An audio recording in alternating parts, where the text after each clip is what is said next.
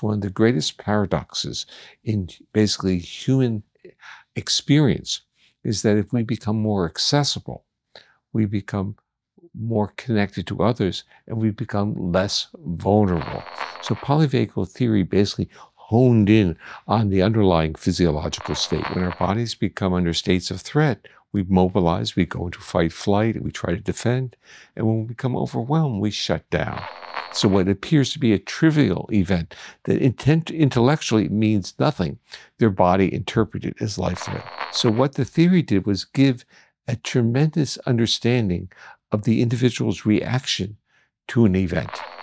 And like Deb Dana's work, where it's not the story, or the story follows state. State is that intervening variable, that physiological change that occurs. What we've learned from the theory is what it is to be a human being. 9, 8, 7, 6, 5, 4, 3, 2, 1, 0.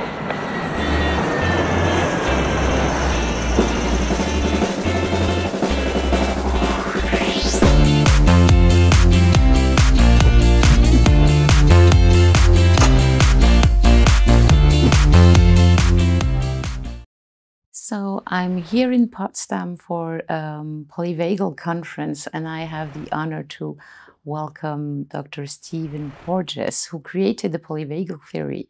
And I know that we're gonna talk about the latest research and the latest thing that has happened in this community. So welcome, Steve. Well, thank you, Florence. It's always a pleasure to see you. Yeah, thank you for being here and for sharing what you share and what you've been sharing all these past decades. Well, it's an interesting journey.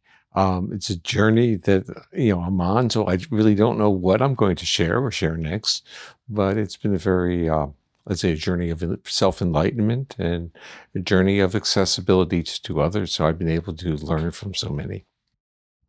So you created the Polyvagal theory, but maybe most important than the theory itself, it's what it tells that we are as a species. I know that's important for you, and how it guides us toward something bigger. I love that question because it really gets to the root of who we really are as a species. And when we start understanding our own evolutionary heritage, we understand that we're a benevolent species. We're a co-regulatory species. We can't exist without connection, without a trusted connection. Yet our world is so vested in disturbing trust, breaking relationship. In a way, it's been doing this since the beginning of written history anyway, and probably oral history. And there is actually a pragmatic reason for doing that. And that is the violation of trust creates a degree of, it's a motivator. It's a motivator to survive and often to be more productive in the world that is a dangerous world. But it is not the mechanism through which we are creative problem solvers or co-regulatory of others. So as a society, as human society has been affected by this motivation to basically be defensive, it's diverted its core, I would say, neural resource into productivity of objects and resource, and not objects and resources that promote more healthy co-regulation, more optimistic, more pleasant life. And we see this in a real world setting when we ask this very simple question: are the wealthy happier? Are they feeling that their lives are successful? And what we realize is it doesn't seem to matter how much resource you accumulate. The same basic problems of purpose in life and sense of self seem to go along with it. They're not solved. They're in a sense amplified by the diversion of personal resource from interaction, from sharing, from trust, from loving, from benevolence to self-need. It's really a paradox. But what the theory taught me was that if we understand our own evolutionary heritage, our ability to connect with others, we as a species have a different profile. We have a different tapestry. We become a species that is embedded with toolkits to be helpful to not just others, but also to ourselves. So we have on board, this is what the theory taught me, we have on board a neural circuit that downregulates our rage, our anger, our frustration, and enables us to literally become accessible to others. And in our accessibility to others, we are co-regulating them. It is one of the greatest paradoxes in basically human experience, is that if we become more accessible, we become more connected to others, and we become less vulnerable. So the issue is that accessibility is not equivalent to vulnerability. Accessibility is really a gift. It's this capacity to hold the space with, as therapists often say, to hold the space with others. And if we want to go back to like Buddhism, we can talk about our accessibility is our ability to hold the space with someone in pain. It's our ability to truly be compassionate. We can't be compassionate if we're in a needy state. And so you talk about this neural circuitry. Can Yeah. you say a little more for people Yeah. who don't know? Yeah, it's Are this. you talking about the nervous system in the I'm global, or talking about the I'm- ventral I'm part of the talking vagus nerve? It's not just the ventral part of the vagus nerve. It's the fact that the ventral part of the vagus nerve had an embryological, and which is developmental, and evolutionary or phylogenetic history of moving ventrally. It started off dorsally. It was on a journey. And when it got to its endpoint, which was in the ventral part of the brainstem, it intertwined with the nerves that regulate our face and our vocalizations, our facial expressivity, and our ability to hear. And these nerves became intertwined in a way that smiling and engaging or listening to prosodic voices was calming to the neural circuits that regulated the vagus control of the heart. So we had on board this toolkit to calm down the heart.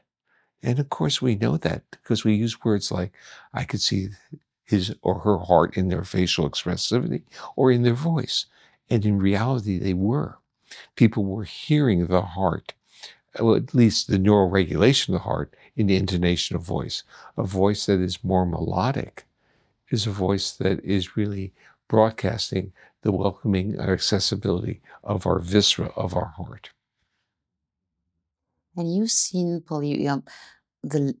you've seen the polyvagal theory enter many different fields. Yeah. Not psychotherapy was almost like an accident. You didn't mean to go into psychotherapy No. and the world of trauma when you created the polyvagal theory, but you did. Yeah, well, the interesting part, and I have to give credit to the trauma therapists, because when they heard me talk about the theory, they said that explains the narrative of an individual who's been traumatized. And what the theory talked about was how we degrade our neural regulation when our body's under various challenges, so that we have this benevolence, this engagement, this co-regulation. But when our bodies become under states of threat, we mobilize, we go into fight, flight, we try to defend. And when we become overwhelmed, we shut down. And when they heard that story, they said, that's the story of people who have had experienced severe trauma. And that was news to me, because I didn't come into this world of trauma based upon my own historical adversity history.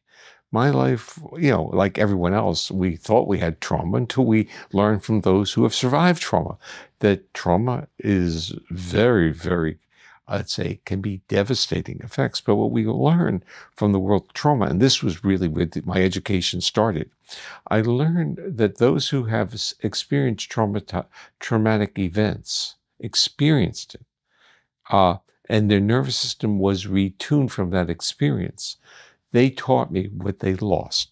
They lost the ability to feel safe in proximity, in the arms of another. They lost really the core values, the core of human experience, not only core values, the core features, to have trusting relationships, but they never lost their desire or their dream to have them. And that taught me a lot about what it is to be a human. So what we've learned from the theory is what it is to be a human being. We learned this from those who have lost these capacities. But we also learned something else. We learned something very critical about trauma that had been misunderstood within the trauma community. And that is, it was never the event. The event was important, but it wasn't the critical feature. The critical feature was whether that nervous system retuned to be in a chronic state of threat. And this is powerful because it explains why some people experience trauma, they live through it, and they're resilient and they're fine. And other people, merely being embarrassed publicly or being shouted out, their body retunes and they can't engage the world. So what appears to be a trivial event that intellectually means nothing, their body interpreted as life threat. So what the theory did was give a tremendous understanding of the individual's reaction to an event. That was the physiological shift that was critical. The event was important, but it wasn't causal. And this is extremely important in how we treat people who have had traumatic experiences, because we tend to say that if we would live through that and we did okay, we blame them for not doing okay. So, well, you weren't injured, so what does it matter? The issue is their body. It mattered to their body. It retuned and became locked into a state of threat. And that respect for the individual's physiological responses changed the whole portfolio of treatment models of how people deal with trauma. It changed it from events, from literally habituating and becoming desensitized to threat signals, to an understanding that the physiology needs to be in a state of calmness to be resilient enough to deal with the flexibility of these triggers. So it's a totally different perspective. The other part that I really want to emphasize is that we live in a world that has structured our science and our medicine and our education and our religion and our politics on cause and effect modeling. And so what people wanted to think that trauma caused, and not that trauma changed the probabilities of a reaction, because for some people it retuned something in the middle between the cause and the effect, or stimulus and response. It changed the organism, changed our physiology. And this becomes problematic in terms of even how medicine works. Medicine does clinical trials where it tries to create a cause and effect relationship. But we all know that some people respond well to drugs, some people don't. And that's that organizing, intervening variable between the stimulus and response. So polyvagal theory basically honed in on the underlying physiological state. And like Deb Dana's work, where it's not the story, or the story follows state. State is that intervening variable, that physiological change that occurs. So once we look at it that way, we understand that our body has a language and has a receptivity that is outside our conscious intentional brain. So we can't will it. We can't have this intentionality of saying, oh, it's not important to me, I'll be fine. And that's why cognitive behavioral therapies, have their limitations when applied to dealing with severe trauma histories. And so polyvagal theory entered the trauma field, but also coaching, education. We have a dream, which would be that everybody in the world, on the planet, would be polyvagal informed, and we wouldn't have what's happening today, like these extremes thoughts and etc. in the politics.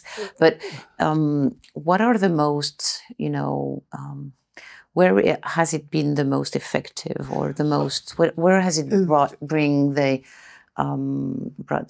most changes? Do you think? I think let's start off with the areas of neurodiversity, like autism.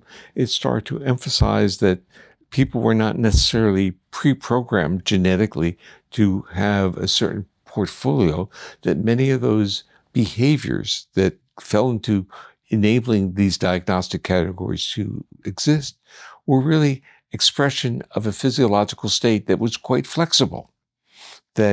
So if your physiology is in a state of threat, your behaviors, your defensiveness is there. And many of the hypersensitivities of individuals who get the diagnosis is really based on a physiology that retuned their sensitivities.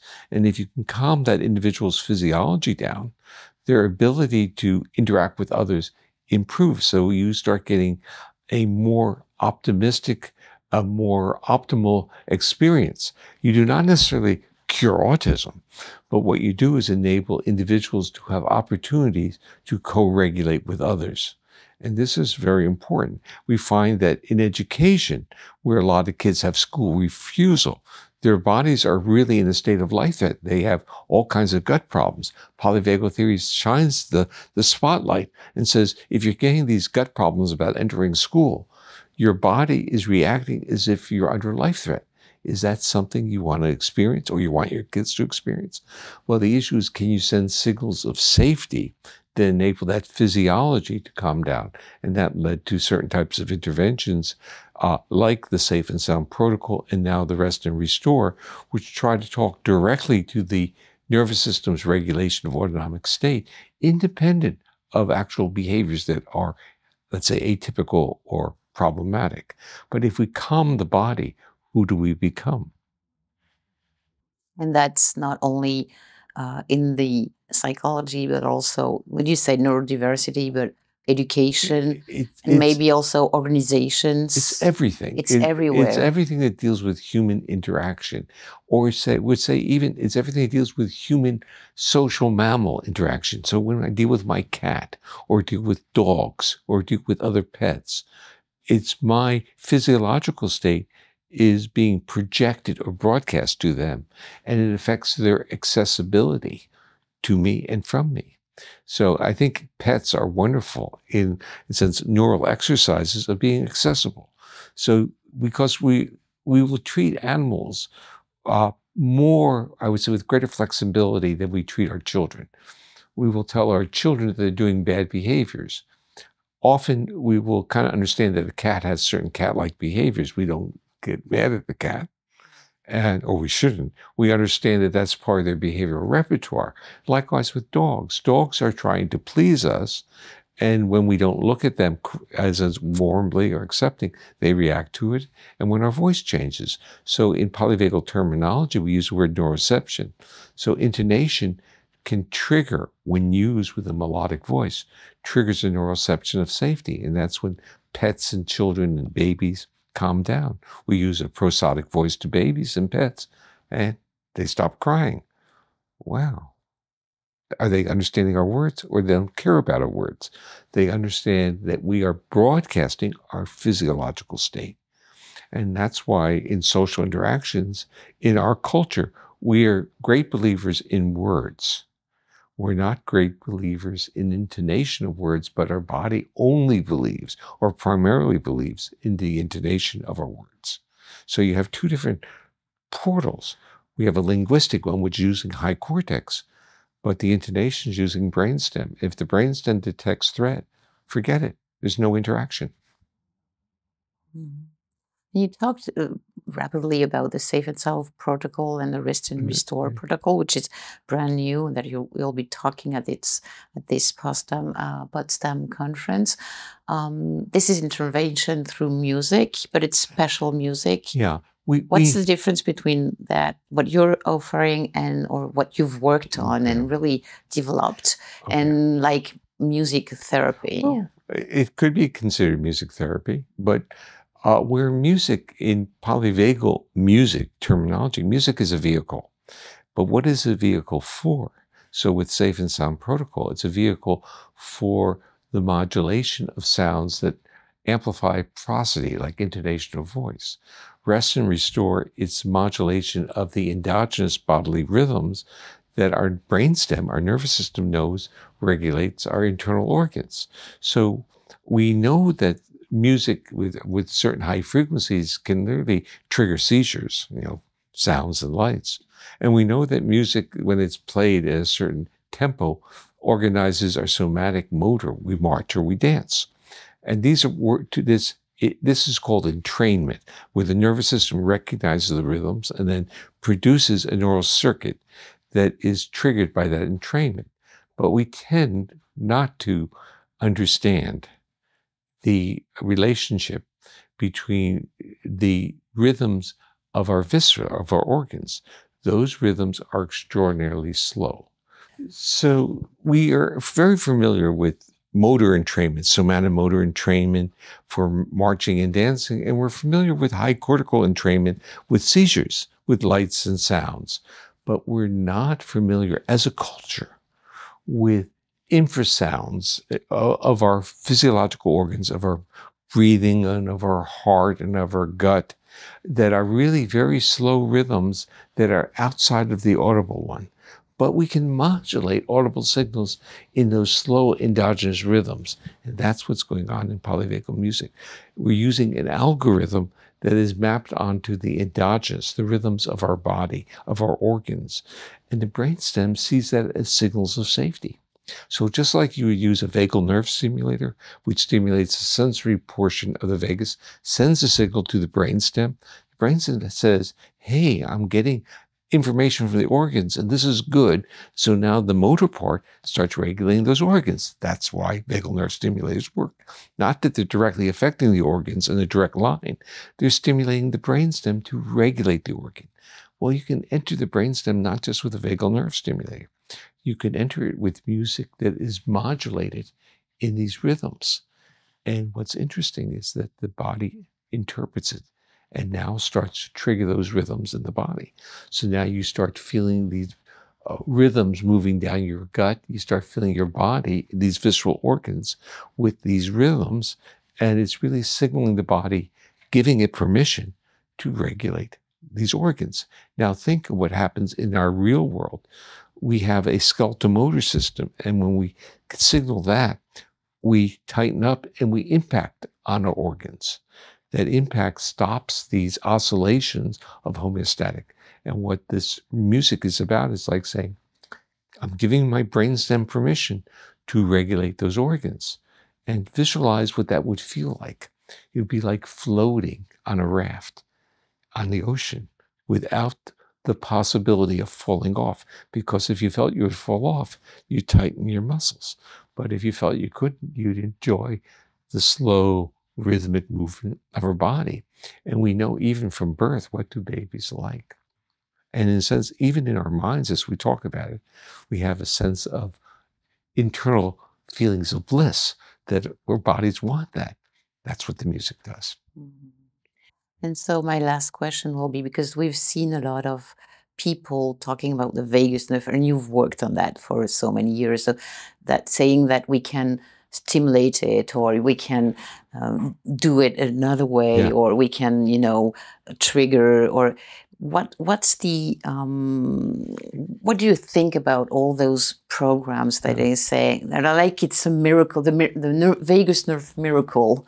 Well, let's put it this way. In general, these are reasonable strategies to optimize physiological regulation. But basically, if I push it at what I really want to say, there are misdirections. Because what the vagus nerve is in the dialogue is really a motor nerve going to these organs, and you want to hack that nerve and send signals to your organs. Even vagal nerve stimulators don't work that way. They work on the sensory branch, and the sensory branch is really tricking the brainstem into thinking that the organs are being regulated well. And so it now builds onto that information and now feeds back to those organs, because it's a feedback loop. And so the misdirection is on the nerve itself and not on the feedback loop of which that nerve is part of. And it's a misunderstanding of the locus, the source of where that nerve comes from the brainstem. And the nerve that comes from the brainstem comes from different areas of the brainstem. And how do you signal those different areas of the brainstem? And so like with the Safe and Sound protocol, we're using oscillations of frequencies that signal the safe and the ventral vagus. So you start looking at people and smiling, engaging, voice changes. But with the rest and restore, it goes to the dorsal vagus and says, we think of the dorsal vagus in polyvagal theory as that life threat reaction. But what does the dorsal vagus do when it's not in a state of life threat? Well, it deals with all your subdiaphragmatic organs. And if you live in a world in which your clients or your family have experienced life threat, where is it expressed? Subdiaphragmatically. So now can you signal that part of the brainstem to say, hey, the organs are doing well. Let's get them back into homeostatic. And that's what these endogenous rhythms do. Our brainstem knows these rhythms. It's familiar with it, and it's easily entrained. Just like marching and dance, we know what the beat is. Our brainstem knows what the beat is for these lower rhythms. And it's not just a slow beat, it's the modulation of sounds. And so that's the music we created with my collaborator, Anthony Gorey. And what we did was he basically composed music based upon a set of principles. And then there was certain, after it's composed, processing of the sounds to put all these various rhythms in. But basically, we're dealing with 3 different parameters at the moment with different rhythms in them. And they're set up at harmonics of each other. Thank you so much, Steve Porges. Is there some very last words you want to share with the people who are listening to us today? Yeah. So for me, I'm sitting in background on, I create the structure of the theory. And for me, just as for many of the people who discovered it when they read it, it was literally an eye-opener. It was a way of organizing information that was that fit our intuition. And I continue to marvel and be really, in certain ways, overwhelmed by how people have used it and the positive impact it's having. So basically, those are gifts to me. So I'm very appreciative of people taking the basic ideas and expanding it and being creative with it. So thank you, Florence. Thank you very much. And for those who want to go further with the polyvagal theory, in English, you have many resources on the Polyvagal Institute website. And for the French-speaking audience who are listening to this interview too, you have quantumway.com. And for the other languages, there are many different international partners of Polyvagal Institute. So search for Polyvagal Institute and you'll find all the information about polyvagal theory. Thank you, Dr. Steve Porges. It's been really an honor and a pleasure to be with you. Thank you very much. Thank you.